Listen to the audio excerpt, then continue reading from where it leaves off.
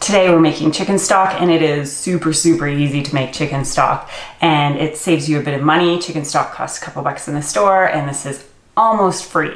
So what we've done is over the last 2-3 months, we've been saving our chicken bones just from chickens we've had over the last several meals, and we throw them into bags in the freezer and just leave them there until we get quite a few. We have a couple big bags. Once you get anywhere from 3 to 5 pounds, then you are ready to make chicken stock. So first thing you do is you just throw those into the big stock pot. And ours are still frozen, that's totally fine.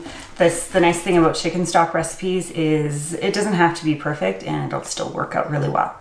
So the next few things you need are basically what I have prepped here. You need what is known as a mirepoix, and I only have 2 ingredients from the mirepoix. I have the onions and I have the celery. Usually you would have carrots. I'm allergic to carrots, so I always just skip that part, but you should add just a couple of carrots. And you can just chop them up roughly. You don't have to make sure that they're cut a certain way. So just big chunks, and you just throw those into the stock pot as well.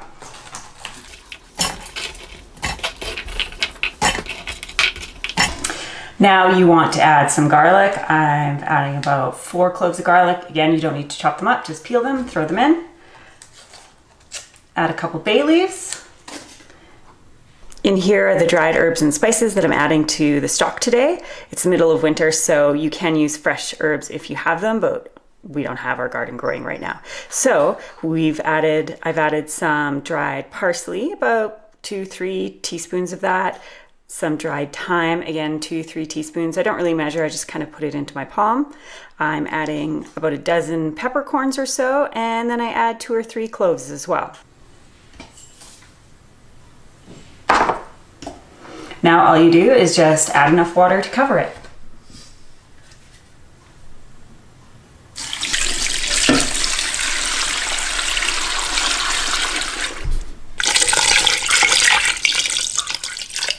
Once you've added enough water that it just covers everything, then it's ready to go on the stove. And you put it on to boil, but you just let it get almost to the point of boiling so that you're just starting to get those bubbles, but they haven't started to break yet.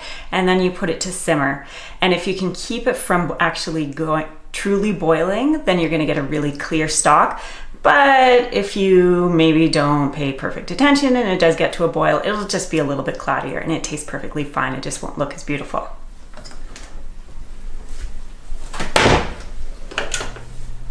And throughout this whole process, you just leave it uncovered, so you never need to use a lid. And once it's simmering, you just set it to simmer for 2 hours. You don't really need to pay attention to it, just make sure it doesn't boil over.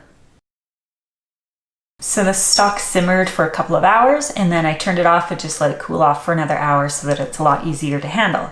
So now you need to get all of the stuff you put into the water out so that you just have the clear stock left. So I start by just taking a big scoop. You can use this, you can use tongs, something like that, and just scoop out the really big chunks. And I just put them into a bowl.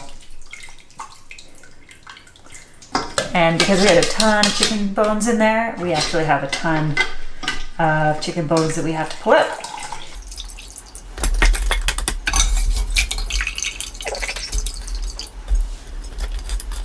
And just put that to the side. Now you want to take a bit of some sort of a cheesecloth so that you can strain out the bit that's left, and I've just put it into a jug. And then I just take a measuring cup and just start pulling out big cups full of the actual chicken stock. And this strains out all of the last little bits, strains out all of the dried herbs or the fresh herbs that you put into there, and all you'll have left is the really good chicken stock at the bottom. And so that's right there. And you can freeze it. This will make several liters of it, so I'll freeze it, probably put it into old yogurt containers, and I'll have good fresh chicken stock for months.